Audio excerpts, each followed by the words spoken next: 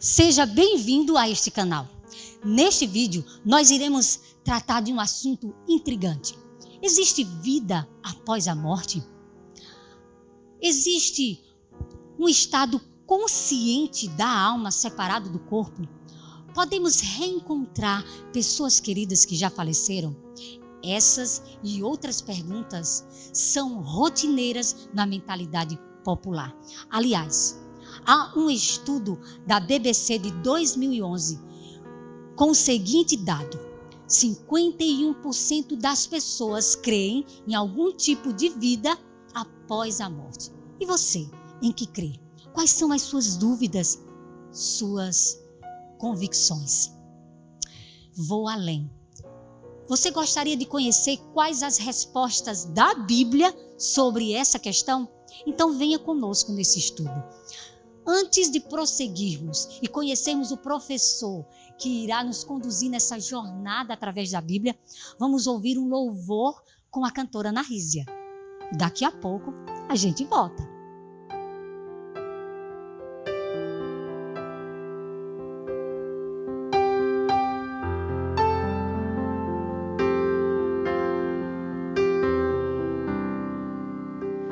Tá chorando porque se você tem um Deus que cuida de você e jamais te esqueceu, Ele sabe de tudo que você está passando e mandou te dizer que Ele está cuidando. Lembrar de onde você veio e aonde que você chegou. Lembrar de todos os livramentos que você já passou. Nem era pra você estar aqui, mas Deus falou assim: esse aí vou levantar, e onde colocar a mão eu vou abençoar. Não chore, quem cuida de você não dorme. Levanta, tem muita gente que te ama.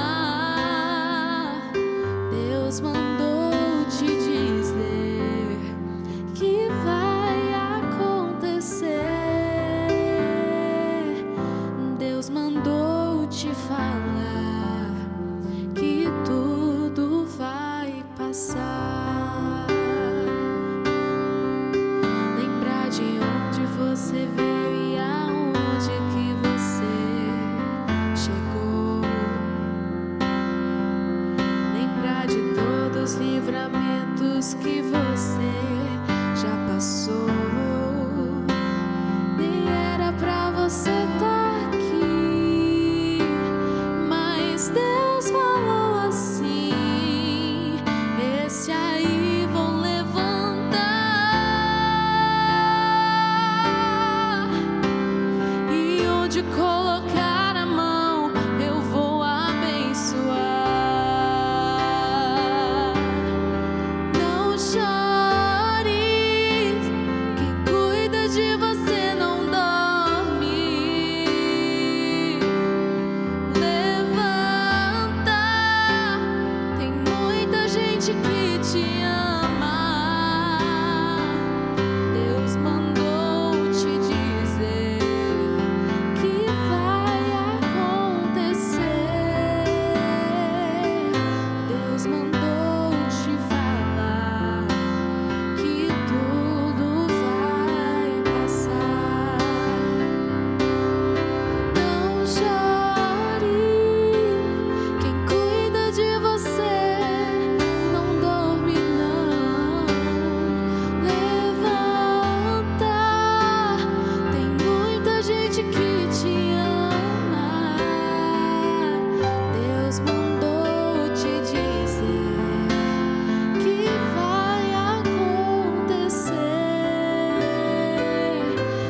Deus mandou te falar que tudo vai passar.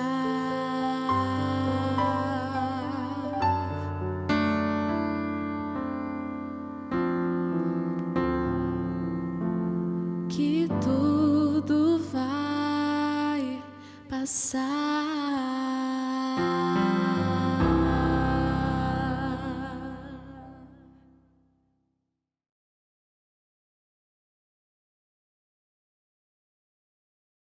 Olá. Se você chegou até aqui, se esse vídeo chegou até você, você deve estar passando por algum momento, algum período da sua vida um pouco difícil. Talvez já tenha passado ou está passando, mas o fato é que ao ver esse vídeo, ao ouvir essa mensagem, você vai relembrar ou você vai reviver alguns momentos, quem sabe, difíceis da sua vida. Nós iremos falar nesse instante sobre um assunto muito delicado e que muitas vezes nós tentamos fugir desse assunto, tentamos mudar, tentamos colocar algo diferente, mas é um fato que chama a atenção por abranger a todos. Não temos como fugir. E hoje nós iremos estudar um pouco, ou conversar um pouco sobre a morte. Ou mais detalhadamente, para onde vão aqueles que morrem. A Bíblia, ela é a palavra de Deus e nós nos baseamos nela para fazer esse relato. Quando nós falamos sobre morte, nós temos que também pensar sobre a vida. A palavra vida e a palavra morte, elas sempre andam juntas, apesar de serem distantes, serem antagônicas uma à outra, mas elas estão sempre de mãos dadas. Então é impossível a gente tentar estudar sobre a morte sem primeiro entender sobre o que é a vida. A morte é algo que nós, inevitavelmente iremos ter que enfrentar. E eu creio que todos, você que está me ouvindo, já passou por uma situação em que você perdeu alguém querido, você perdeu alguém que você amava, e que nesse momento você relembra com uma certa dor, com uma certa saudade, porque você não tem a oportunidade no momento de dar aquele abraço, de ter aquela conversa, e tudo isso, essa impossibilidade, essa impotência, muitas vezes nos prende, muitas vezes nos deixa aquém daquilo que nós queríamos fazer. E, infelizmente, essa é uma sensação que não temos como fugir. Todos nós. Se tem algo que nos nivela como seres humanos, é a ocorrência da morte. Mas como falamos, nós precisamos entender primeiro do que se trata ou o que é a vida.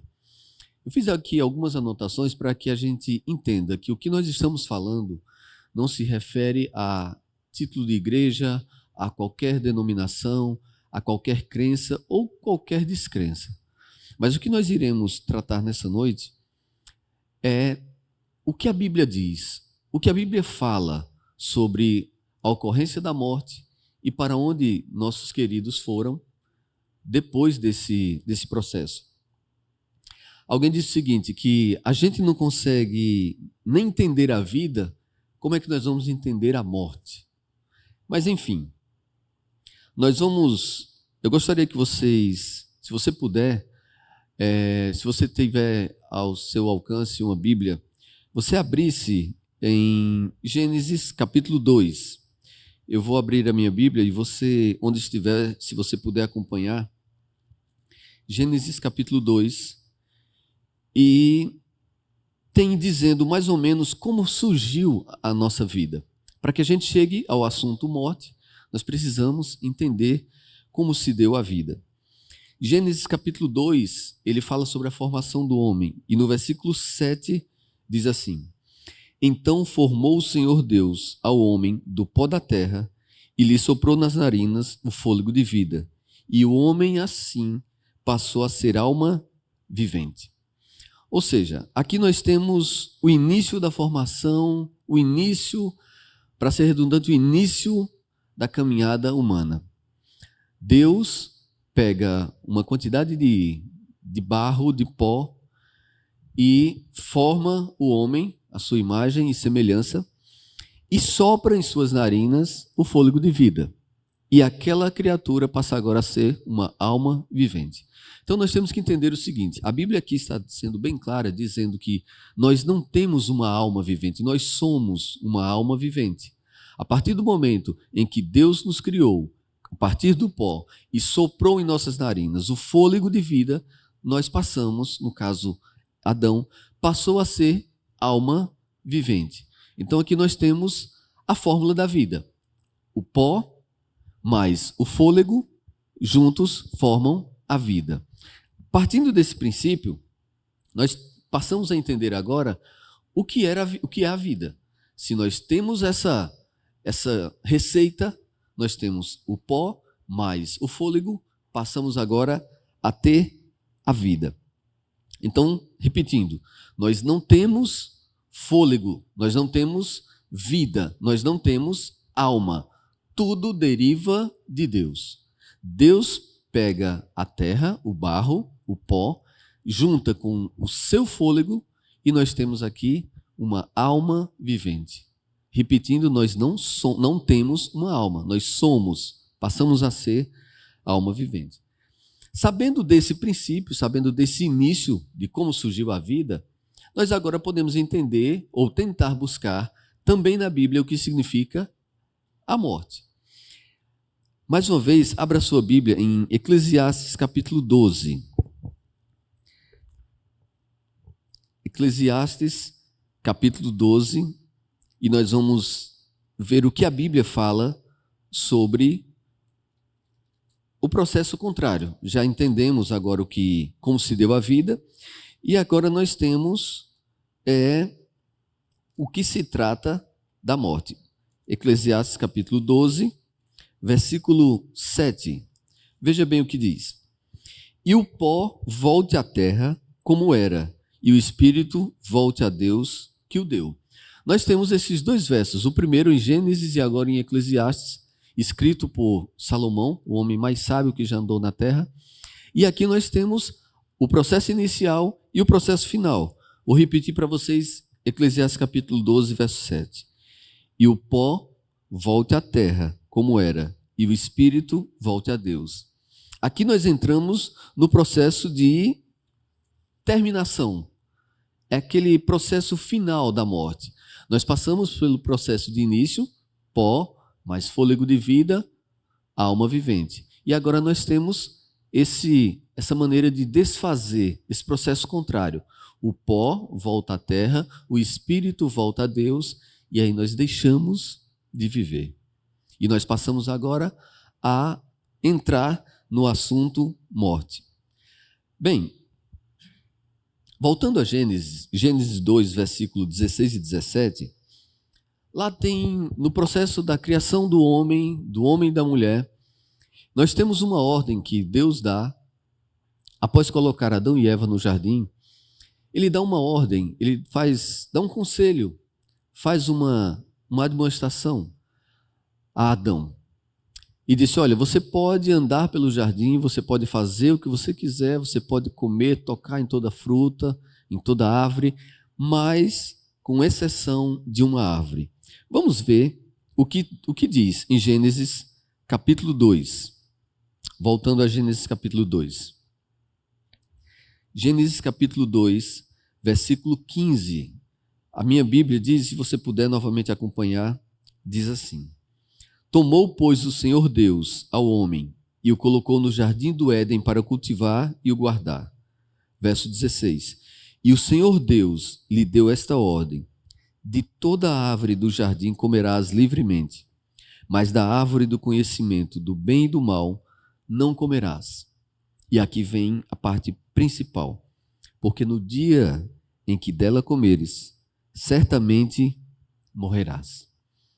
Então, a Bíblia ela deixa bem claro que todos que pecaram morrerão. Todos que pecarem morrerão. Ou seja, todas as pessoas, desde o princípio, desde Adão, até os nossos dias, os que vierem depois da gente, todos aqueles que pecarem, todos aqueles que cometerem pecado e que nasceram no pecado, como nós nascemos, deverão enfrentar a morte. A Bíblia, em outros versículos, diz assim, que o salário do pecado é a morte. E todo aquele que pecar, esse morrerá. Mas na história tem um personagem chamado Diabo. E o diabo, ele chega para Eva, na ocasião do Jardim do Éden ainda, e disse: Eva, o que foi que Deus te disse? Que se comeres dessa fruta, e Satanás, o diabo, usando uma serpente para conversar com Eva, e diz: olha, Deus disse que eu não poderia comer, eu poderia comer de todas as frutas, de todas as árvores, menos dessa. E o diabo diz para Eva: Eva, certamente não morrerás. Pode comer, pode tocar na fruta, você pode degustar, a fruta é bonita e você vai perceber que você não vai morrer. Veja bem como o nosso inimigo, ele é astuto. Ele usa as palavras que Deus havia dito: certamente morrerás. E ele vai acrescentar: certamente não morrerás. Infelizmente, não foi simplesmente nessa ocasião, mas em várias ocasiões da vida, nós percebemos que Satanás ou o diabo, ele tenta nos enganar, e muitas vezes da maneira mais fácil, da maneira mais comum, da maneira que a gente poderia muitas vezes passar despercebido ou prestar mais atenção e não cair no engano desse, mas infelizmente nós caímos. O que Adão passou para Eva, o que estavam juntos, que não era para tocar naquela árvore, não era para comer daquele fruto. Satanás diz exatamente o contrário: pode comer, que nada acontecerá com você. E aí, por causa do pecado, nós estamos agora fadados a enfrentar a morte. Porque se Deus, em sua palavra, diz que todo o que pecar morrerá, nós agora abrimos mão da vida eterna. A questão é, nós acreditamos em quem? Em quem nós estamos acreditando? Em Deus, em sua palavra, ou no inimigo, ou em Satanás, ou o diabo? Quem trará mais segurança? Quem traz mais segurança diante daquilo que nós ouvimos ou diante daquilo que nós queremos ouvir? Mas vamos entender qual é a condição de quem morre.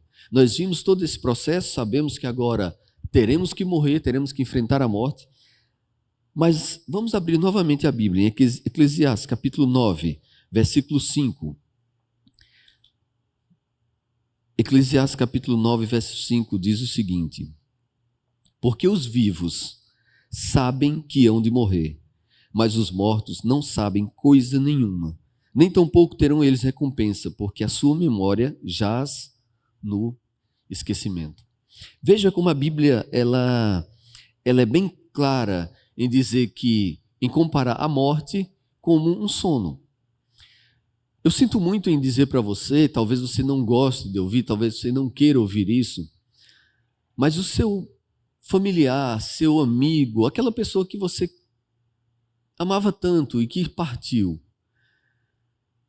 ela apenas dorme. Em outras palavras, para ser mais claro, ela deixou de existir, porque ela voltou ao pó e o espírito voltou para Deus.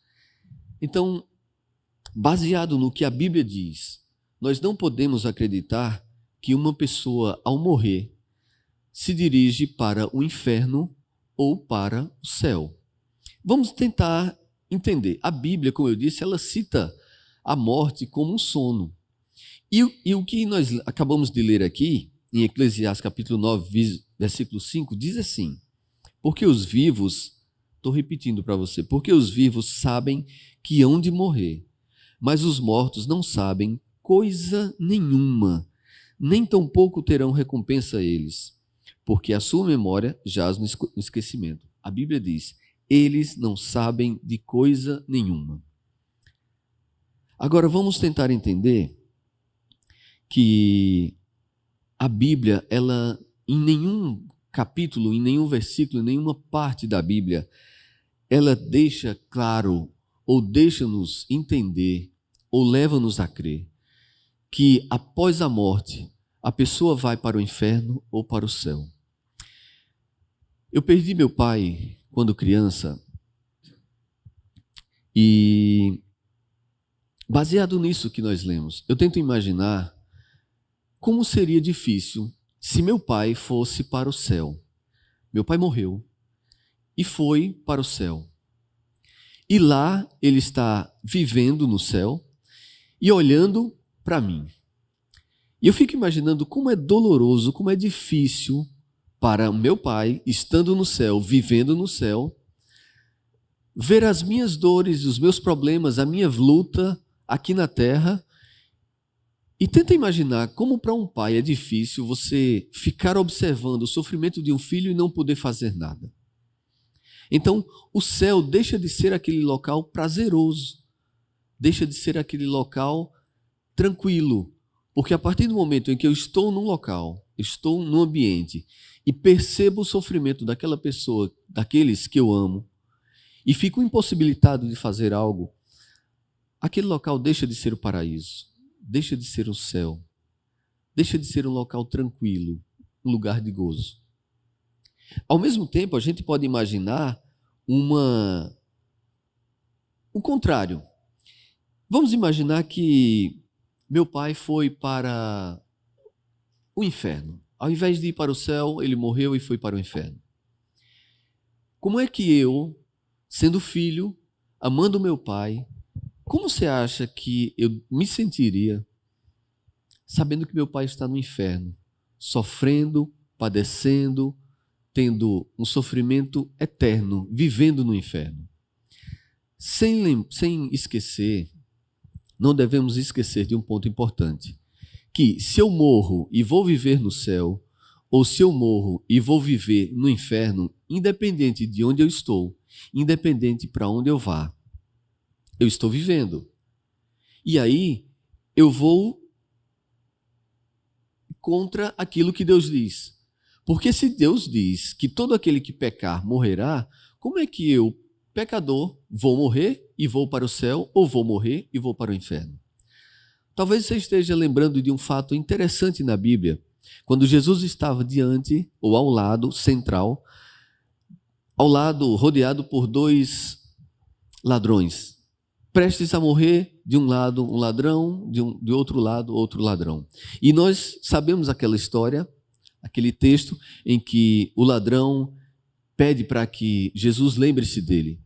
E algumas pessoas se equivocam lembrando desse fato. Como é que Jesus prometeu? Talvez você pense assim, mas na Bíblia tem lá dizendo que hoje mesmo estarás comigo no paraíso.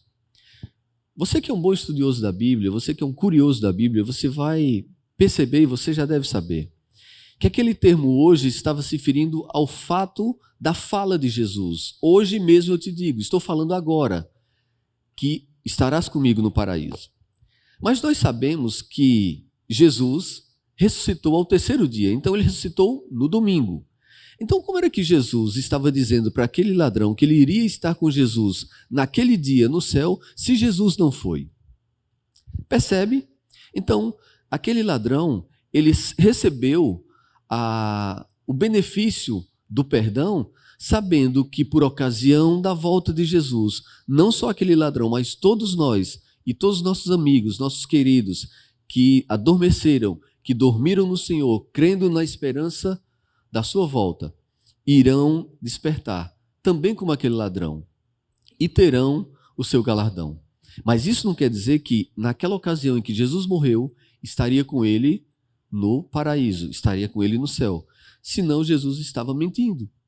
Como é que Jesus diz que vai receber ele, vai estar com ele naquele dia no céu, se Jesus estava morrendo e agora ressuscita somente no domingo?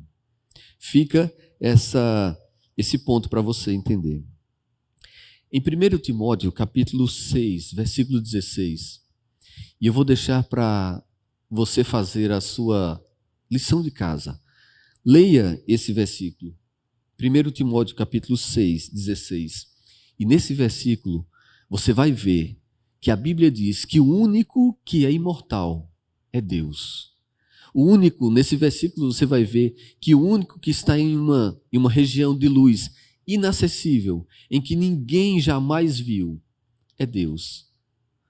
Talvez ao ouvir essa mensagem você possa estar sofrendo, como eu sofro, quando eu lembro do meu pai, quando eu lembro dos meus amigos, de pessoas que eram muito próximas e que nós perdemos e que partiram antes da gente.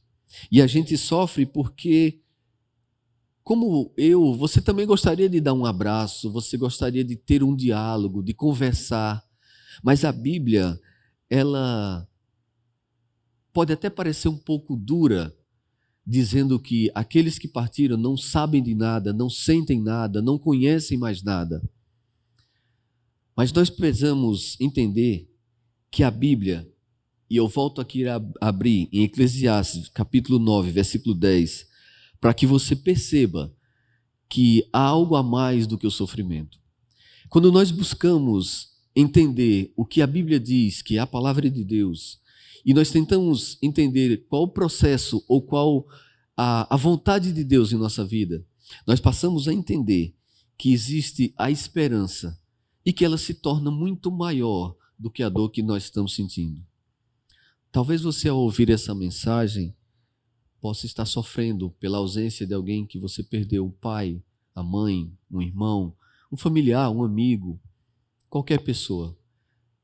Mas tente ver esses versos como algo que pode lhe causar, pode lhe promover esperança. E a partir do momento em que nós dedicamos, ou que nós confiamos a nossa existência enquanto estamos aqui a Deus, a nossa esperança se torna maior do que a nossa dor. Veja o que diz Eclesiastes capítulo 9, versículo 10.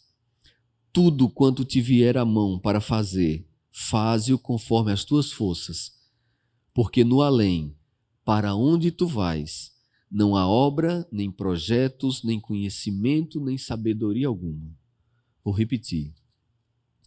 Tudo quanto te vier à mão para fazer, faça-o conforme as tuas forças, porque no além, para onde tu vais, não há obra, nem projetos, nem conhecimento, nem sabedoria alguma.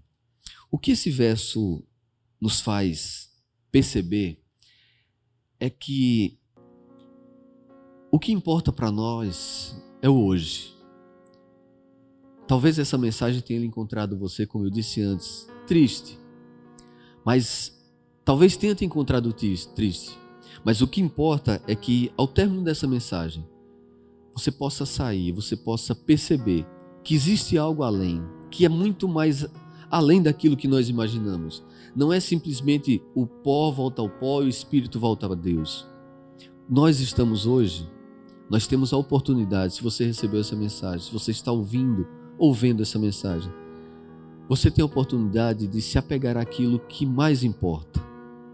A partir do momento em que você dedicar a sua existência a Deus, a buscar Deus, a buscar Jesus, a buscar as suas promessas, você vai perceber que aquela dor que você sente, você vai ter um alívio, porque resta a esperança de que aqueles que dormiram no Senhor, iremos encontrá-los. E não iremos encontrá-los da forma como partiram. A Bíblia diz que nós iremos reencontrá-los, iremos abraçá-los, iremos ter com eles, mas da melhor forma possível, da maneira em que nós não conseguimos imaginar, transformados, novos, sem essa aparência pecaminosa que temos. E eu gostaria de encerrar deixando você com uma história. Talvez você conheça, talvez você já tenha ouvido falar nessa história. Conta-se uma história de um jovem, um homem que durante toda a sua juventude ele colecionava quadros, obras de arte. E ele trabalhou e conseguiu bens e foi conquistando cada vez mais aquele desejo de comprar quadros famosos.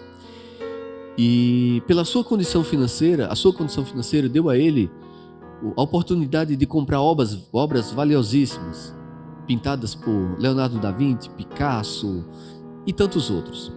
E ele construiu na sua casa um local pronto, um local específico para guardar essas obras de arte.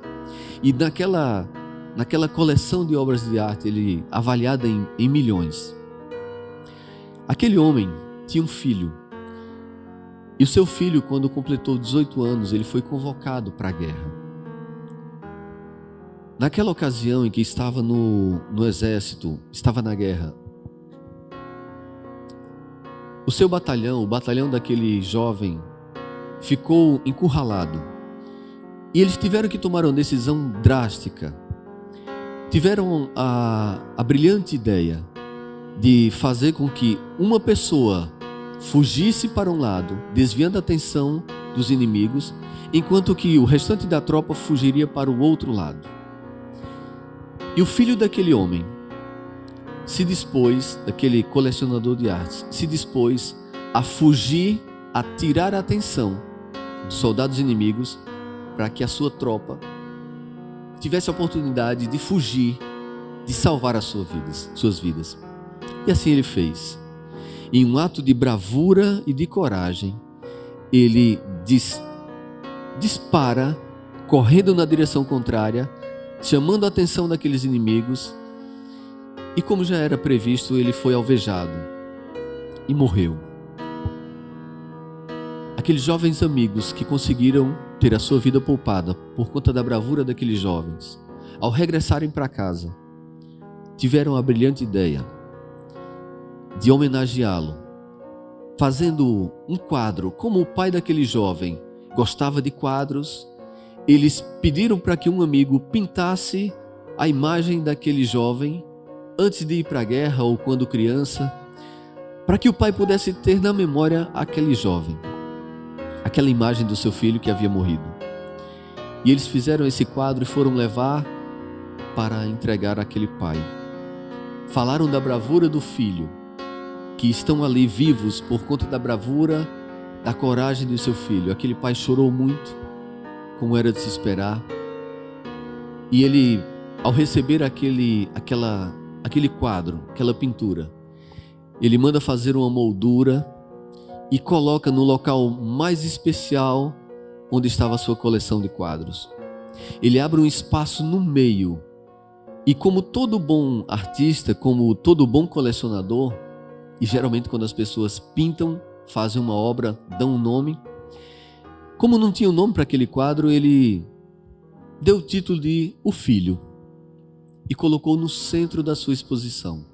De um lado, quadros famosos, do outro também, e no centro, a imagem daquela criança, daquele filho, que representava toda a sua dor naquele momento, toda a sua saudade, toda a sua angústia. O tempo passou e aquele homem morreu. Mas antes de morrer, ele deixou escrito um testamento em que dizia que todas as suas obras teriam que ser leiloadas. Ele não faria doação para A nem para B, as pessoas teriam que comprar aquelas obras. Todas as obras teriam que ser leiloadas. E assim fizeram, organizaram um leilão naquele mesmo local.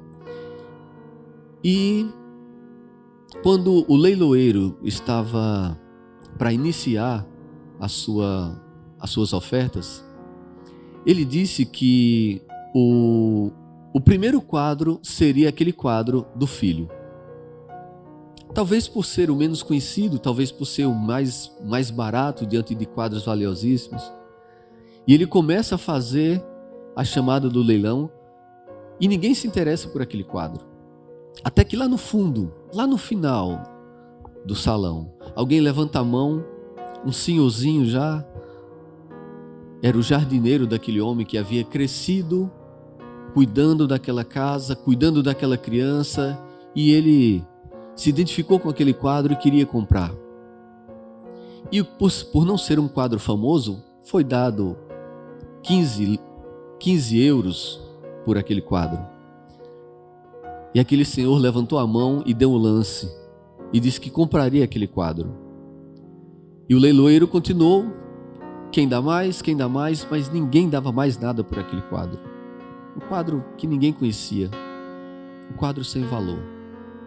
Até que aquele leiloeiro vai e faz o final da venda e diz: dou-lhe uma, dou-lhe duas, dou-lhe três, vendido para aquele senhor. E chama o senhor até a frente, e ele vem buscar o seu quadro, a sua aquisição.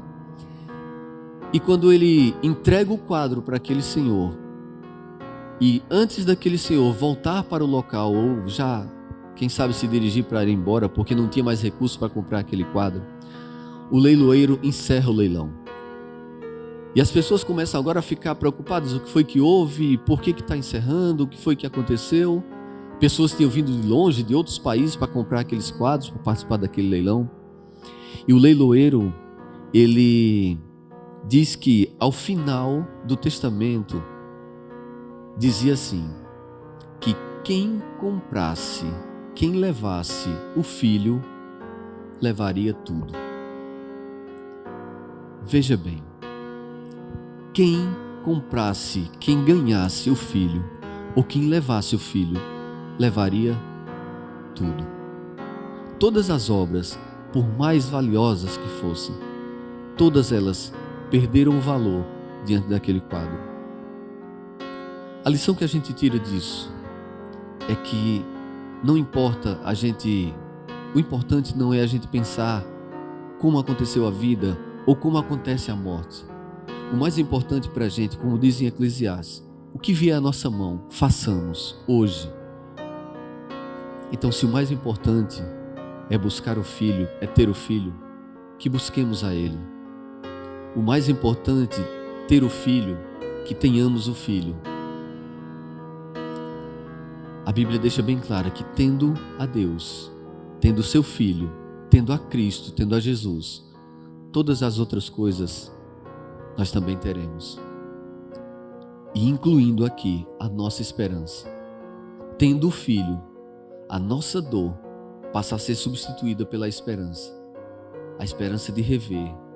Lembre que Jesus disse: eu sou a ressurreição e a vida. Jesus não disse que ele era a reencarnação ou que ele era a imortalidade. Ele disse que ele era a ressurreição. Então, mesmo que nós morramos, mesmo que tenhamos que enfrentar a morte, se tivermos o Filho, teremos a vida eterna. Que Deus te abençoe. Você vai ouvir agora uma música especial e que essa música traga alento ao seu coração, que essa música traga paz, traga esperança, que essa música te traga o Filho, pois tendo o Filho, temos tudo.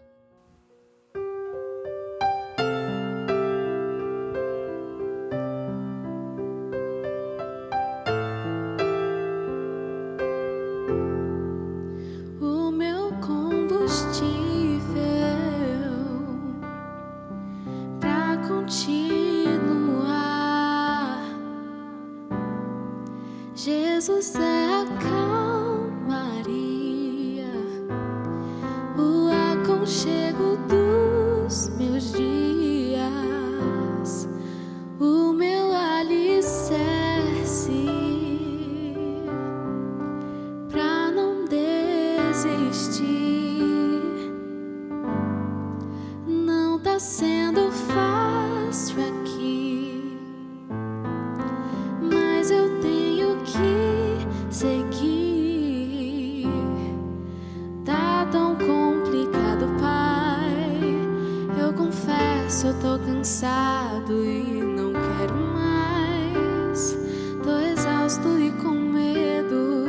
Tem dias que o peito aperta, tem dias que o fardo pesa. Nem que fosse arrastando, eu não volto pra trás. Fica aqui comigo e não sai mais. És o meu alívio, tudo que eu preciso vem aqui comigo pra eu continuar. Que me impulsiona todos os dias pra eu não parar. Tu és o motivo, Jesus, que eu tenho pra avançar. És o meu alívio, a força e o ânimo que eu necessito pra prosseguir. Se eu não desistir, desistiu, o motivo é porque sempre esteve aqui. Nos piores momentos, dizendo que nunca desiste de mim. Pra onde eu irei se o que eu preciso eu só encontro em ti?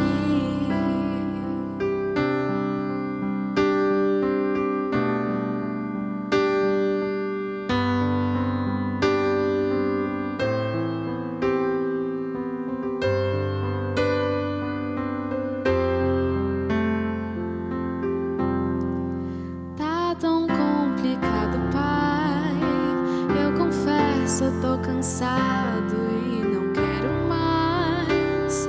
Tô exausto e com medo. Tem dias que o peito aperta, tem dias que o fardo pesa.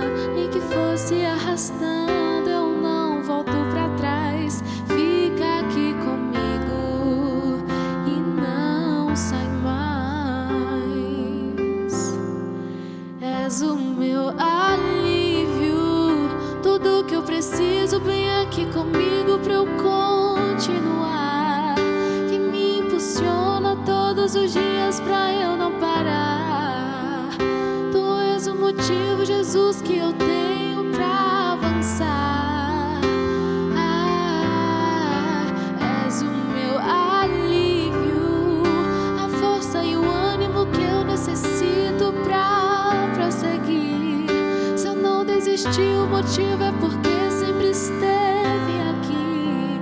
Nos piores momentos, dizendo que nunca desiste de mim.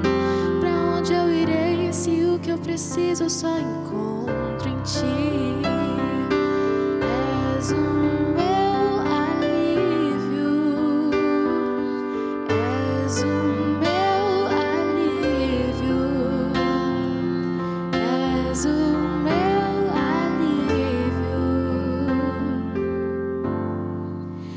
és o meu alívio, tudo que eu preciso, bem aqui comigo pra eu continuar. Que me impulsiona todos os dias pra eu não parar. Tu és o motivo, Jesus, que eu tenho pra avançar.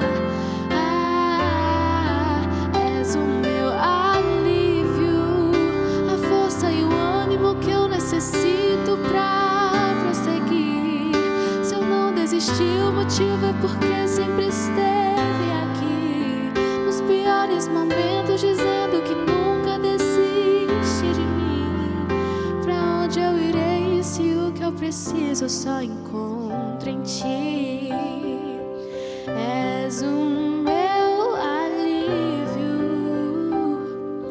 és o meu alívio, és o meu alívio.